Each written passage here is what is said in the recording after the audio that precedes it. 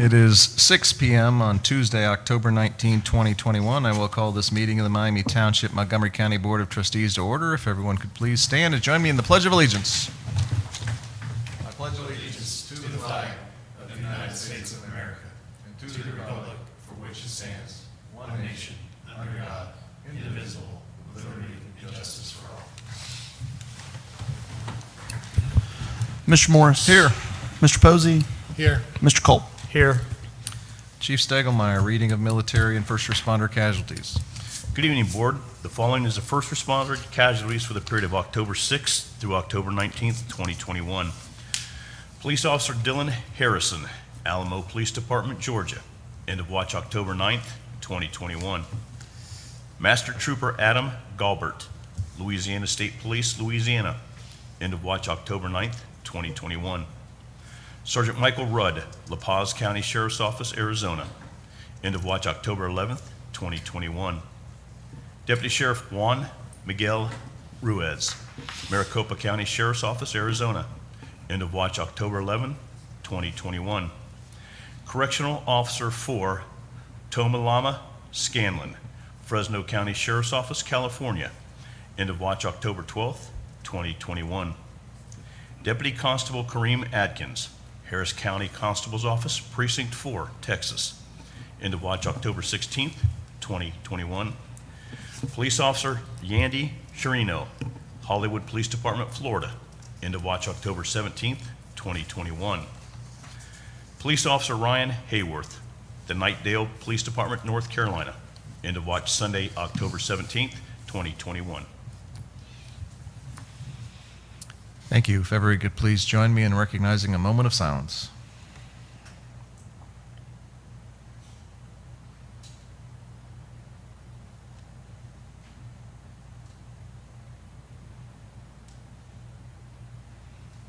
Thank you.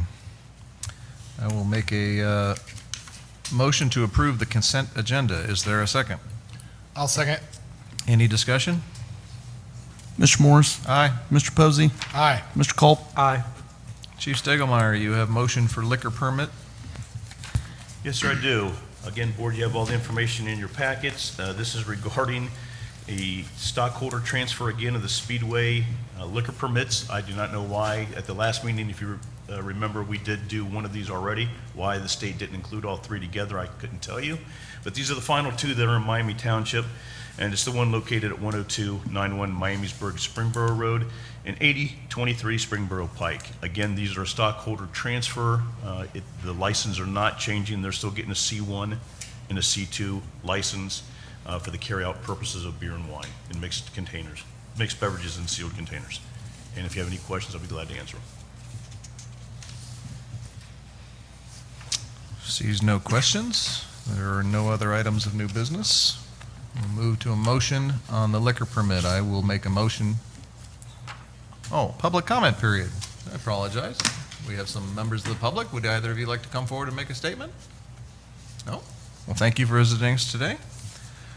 Seeing no one coming forward, I will close the public comment period, move to consideration, votes, and resolutions and motions. I will make a motion to approve the liquor permit for Speedway LLC doing business as Speedway 1232 at 10291 Miamisburg Springboro Road and 5259 at 8023 Springboro Pike. Is there a second? I will second. Any discussion? Mr. Morris. Aye. Mr. Posey. Aye. Mr. Culp. Aye. We will now have a public hearing. I will make a motion to open public hearing for zoning case 450-21. Is there a second? I'll second. Any discussion? Mr. Morris. Aye. Mr. Posey. Aye. Mr. Culp. Aye. Zoning case 450-21 is now open. The following will be in the order which the hearing will proceed. The staff will give a report. All those in favor of the plan will be given an opportunity to speak. Any opponents opposed to the plan will be given an opportunity to speak. A time limit of 3 to 5 minutes will be placed on each of the speakers. Please give your name and address for the record if you choose to come forward. The board will close the public hearing prior to taking any final action. Mr. Carlson, have the legal requirements for this hearing been met? They have. Do you have a recommendation from the Miami Township Zoning Commission that you could review at this time? I do. Thank you, Board. The only formal case before you tonight, ZC 450-21, is a proposed text amendment to Article 41, the sign regulations within the Miami Township zoning resolution. Specifically, the proposed amendment is intended to create provisions to allow electronic change copy signs as drive-through signs in business districts. You have been provided with a full draft of the legislative summary or update. We'll go through a legislative summary. Only 3 sections within the article are being affected. The first 2 are general housekeeping items that specifically add electronic signs to, 1, the definition of a drive-through sign, but also they remove it from a prohibited sign list that generally prohibits LED and electronic signs other than very specific cases. 4106 is where the bulk of the changes are. These are the functional signs permitted in the business district. In this section, electronic signs, having been added to the definition of drive-through signs, would be permitted, but additional regulations have been placed as special restrictions to limit the general sign brightness, as well as the number of times a menu board is permitted to change message, and to prevent animation or scrolling or other potential distracting content that could be dangerous to motorists. A potential sign type for an electronic menu board has been provided. One on the left is a digital menu board. Generally, in staff's research, have found that the digital menu boards are able to be much smaller due to the ability to change content and typically have a cleaner appearance. Additionally, we have researched a number of our drive-through facilities in the township, and that definitely played into placing regulations on the amount of times that a message can change within a minute, 6 times in a minute, and limiting animation or other scrolling in the case that a motorist were driving by and saw an overly bright scrolling, dancing sign. So that is generally the content of the legislative draft. The Zoning Commission on October 12th recommended approval in a 4-0 vote. And if you board have any questions, I'd be happy to discuss. I had a couple quick questions. I imagine we're not the first township in Ohio to change our ordinances to deal with this new technology. Yeah, we've seen some that have integrated electronic signs in the definition, certainly. Is that where some of these regulations came from? 0.3-foot candles over ambient lighting seems kind of random. 10 seconds flipping. I mean, Sure. Is that kind of an industry standard or? So it seemingly is industry standard, but we also pulled some of those regulations from our larger digital billboard signs, the gateway signs with Miami Township, some of the key ads or Lamar advertising signs. Some of those that were researched initially as industry standards have been sort of ported over to this type. We have reviewed with some of the businesses that have proposed these signs, and they all felt that they were very in line with their standards. Believe it or not, Mr. Morris, there are actually some National Highway Transportation and Safety Administration regulations pertaining to digital billboards, changing signs and brightness during daylight or darkness. Speak from a little litigation experience about some of the billboards in the area. No, I appreciate that, and thank you both for those comments. I was just reading that, and I've been in some interior restaurants where they have multiple menu boards, and it just seemed to me if I had to wait 10 seconds to see the next board, but I clearly recognize the difference being indoor and outdoor. We don't have any internal regulations on how often I can switch a sign inside my business, correct? Right. And I should have also mentioned that one of the sort of exceptions to that is the signs are permitted to change in response to customer orders. So if they were to say, I want my cheeseburger, it'll give them the price and let them tally that in live time, but otherwise it would limit flashing in motion and changing and sort of basically becoming a video screen.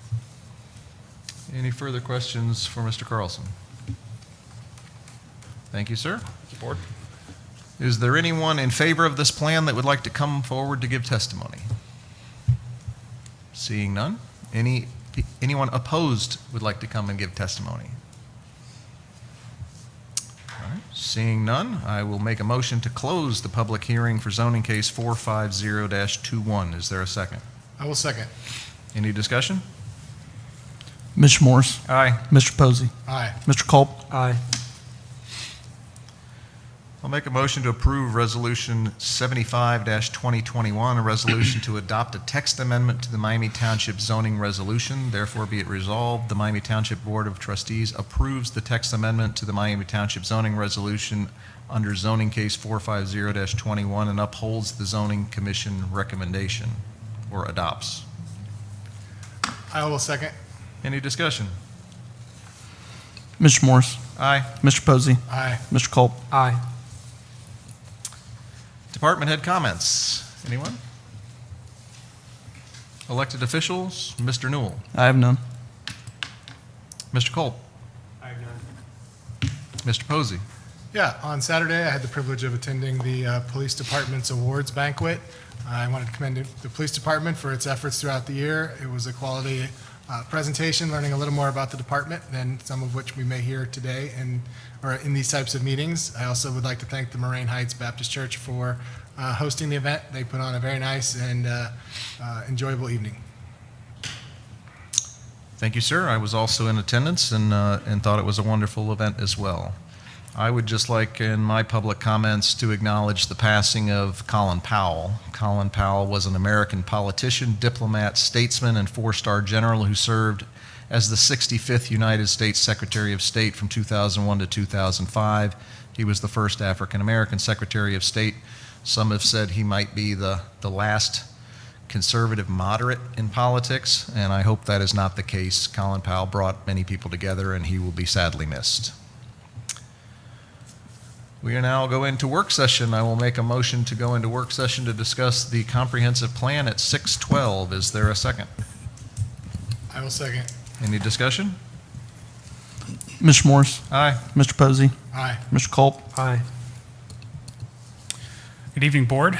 We appreciate this opportunity to discuss the comprehensive plan update with you, very cleverly named the plan. The intent of this work session is to discuss the plan. We have a couple of items within that we will discuss that cover a pretty broad range of topics, so if at any point you have questions, please stop me and we can discuss along the way.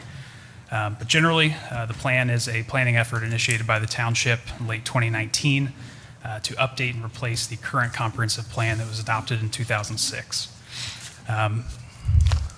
Flip forward here. Generally, the plan layout is shown in this image. The plan is designed to be very user-friendly and accessible with varying levels of information available based on the target audience. So you can see here, the plan is bookended by Chapter 1, Why Plan, and the appendix. Chapter 1, Why Plan, provides information on the background to establish a comprehensive plan, the importance of a comprehensive plan, and then at the end, with the appendix, to provide background data in one place to streamline the other chapters by removing bulky charts, bulky maps, and other data, and then to be able to reference in one document to the appendix. Chapters 3 through 7 then are the 5 foundational planning topics.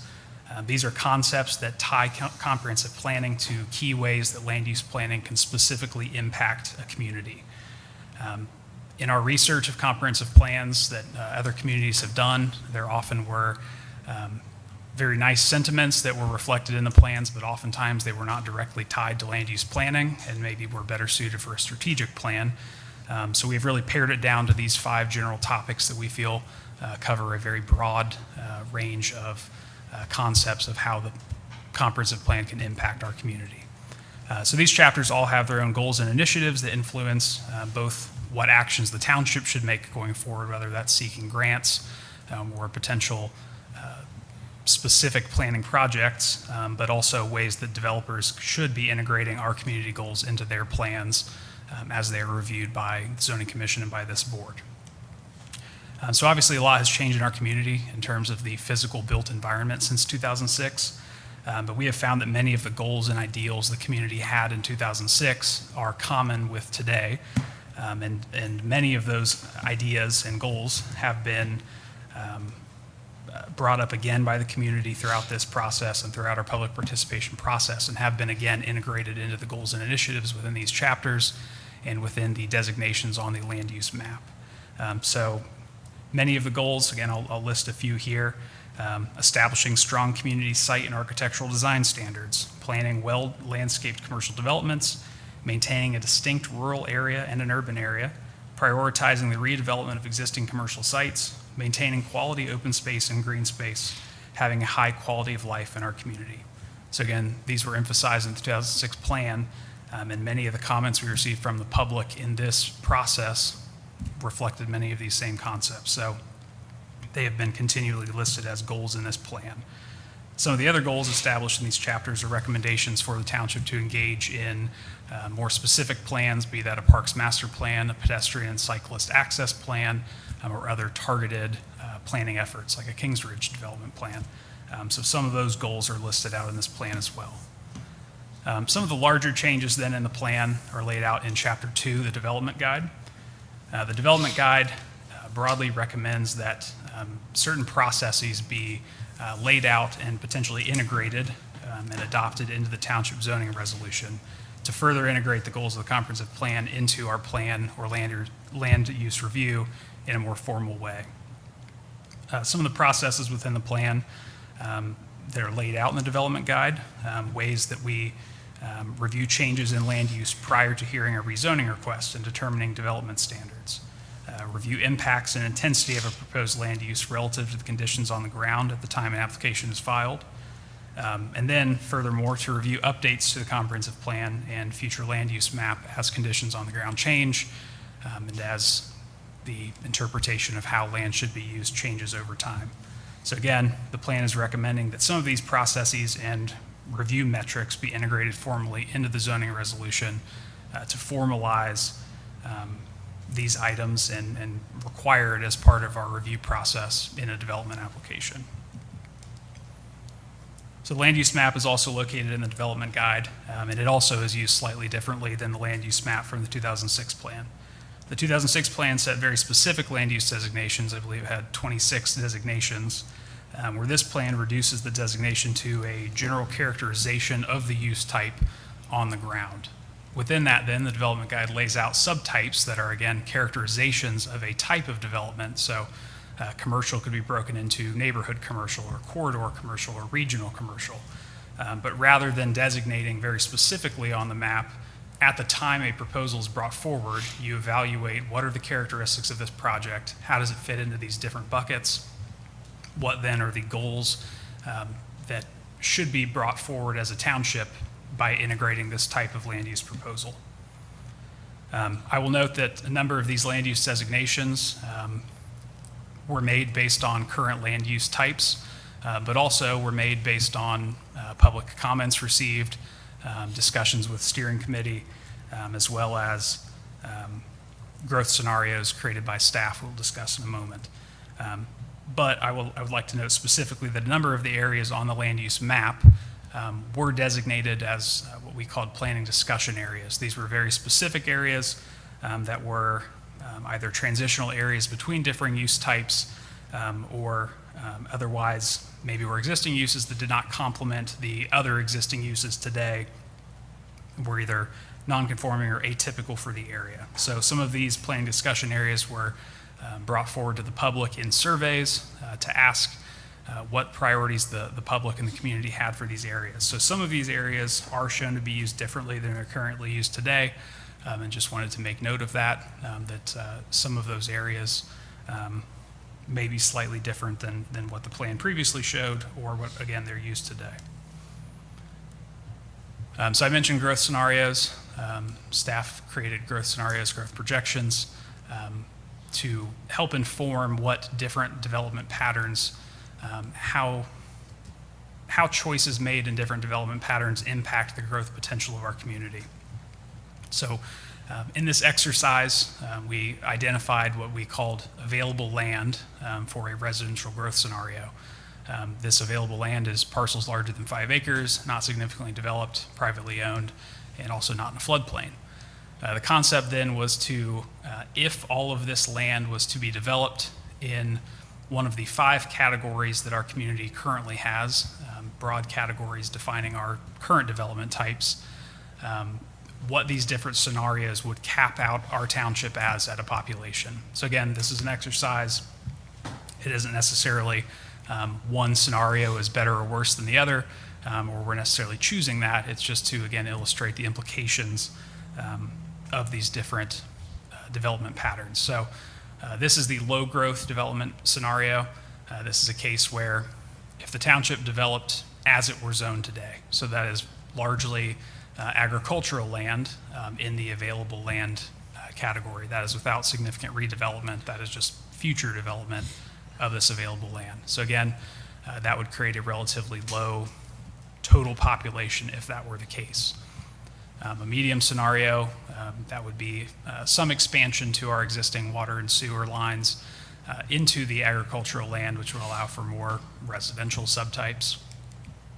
And then a high growth scenario, which would imply that some of the urban residential development in the township, such as the flats at Austin Landing, would be integrated in other commercial areas. But again, this would be where water and sewer were extended to the entire township. So again, the idea here is that these sliders could be adjusted in ways to illustrate small changes in more dense development could theoretically increase our total growth, where a large amount of low density development may not. And again, the goal may not be to grow our population or not, but it is again to illustrate some of the choices made on the land use map. So we discussed some of the public participation. We had public meetings early in the process that certainly enabled us to get started with a vision and idea that the community had for the future of the township and for this plan. We, throughout the process, issued public surveys, had specific stakeholder meetings, and met with the steering committee throughout the process to review the goals, initiatives, and designations of the plan. Some of these items are detailed a little bit better on our website, planmiamitownship.com. You're welcome to visit the website for some more information on that. And generally, some of the next steps at this point, it is staff's desire to discuss this with you today, with the hopes that going forward we can release the plan for public comment generally, whether that's a 30-day public comment period or some other method, be it survey, to open the draft for public review and comments. Afterwards, we would incorporate comments from the trustees, zoning commission, steering committee, and the community into the draft of the plan to prepare it for final review by the zoning commission and board of trustees. So with that, Chris, if you have anything else you want to add, I know I just kind of rambled there, but yeah. No, I think, again, Alex gave a good overview of what we've done to date. You've all had a chance to review the draft of the overall document at this point. It is and is not a significant change from the previous plan in 2006. Again, this is a document that a lot of times sits in the background, but it is, under state statute, meant to be the basis of our zoning and zoning map and land use regulations within the township. So from that standpoint, it is an important document. It is critical to ultimately rendering decisions on land use projects as they come forward. We've attempted here to both build in some additional flexibility into that process, but also provide a more comprehensive and clear path for how that document gets modified as we have development proposals that come in, particularly on some of these transitional parcels that may be sitting on the edge or teetering between a commercial and residential area, an industrial or light business area, things like that. So, and obviously as things on the ground change, as infrastructure is extended into areas, agricultural areas, or other projects are completed that may modify the type of development that you'd want to see on that property, or that property is capable of supporting, then again, the document has a process for going in and amending the land use designations for those areas. So, but as Alex said, really our goal is ultimately to get this document to a form that everyone is comfortable, that it is able to be adopted, and then we can ultimately move forward with some of the other planning projects that it recommends, such as doing a parks master plan, doing some of these other sub plans that will ultimately come out of this, that will be at a more detailed level than this comprehensive document is. So, so with that, we'll see if there are any questions, or obviously A lot of this, again, is based off of when we say that we've designated this, we've designated these things based off of what we've heard and the feedback that we've received from the steering committee, from the public meetings, from the surveys that we've done, from talking to residents, business owners, other folks that work in the community. So again, we've made the attempts that we can, given the situations that we were dealing with last year, to maintain a public process and make sure that this is something that the public and the community at large has had an opportunity to participate in. So with that, are there any questions or? I don't have any questions other than to say I think that the method and the methodology by which this has been created is good. The time period from which it originally started and its original end date, there's obviously been a lot of unexpected world upheaval between now and there, but I look forward to putting this in a final form and recognizing that the document itself creates structure to modify it as needed once we adopt it. I would echo and share Mr. Posey's comments. I think there's one key word in this. It's a comprehensive document, and I want to applaud the staff for taking a holistic approach to our community, looking at health and welfare, parks, business districts, choices on where we can move, and going out of their way to find a way to get people's feedback on the plan. I think the very first meeting on this was pre-COVID. It was fairly well attended, and then we had other things, and then we, as Mr. Posey said, the world changed. I will let the other trustees know I've asked Mr. Snyder to bring forward a proposal on a new bit of technology that would allow, called a lot of different brand names, doesn't matter on the brand name, but to allow the trustees and or the staff to have at their disposal more of a public polling document, so that on some of these issues we can quickly tap the public and see, because any document, I think, when you put the word plan on it, some people think, well, that's it. This is the plan. Every plan is a living document. I mean, we expressed by the fact that we've had a plan since 2006, and we've changed it along the way with advent of technology. So I think I'm definitely excited about getting this out to the community for additional feedback, and love to hear some more from the community. So, any other comments, questions? All right, I will make a motion to close the work session at 6:28. Is there a second? I will second. Any discussion? Mr. Morris? Aye. Mr. Posey? Aye. Mr. Culp? Aye.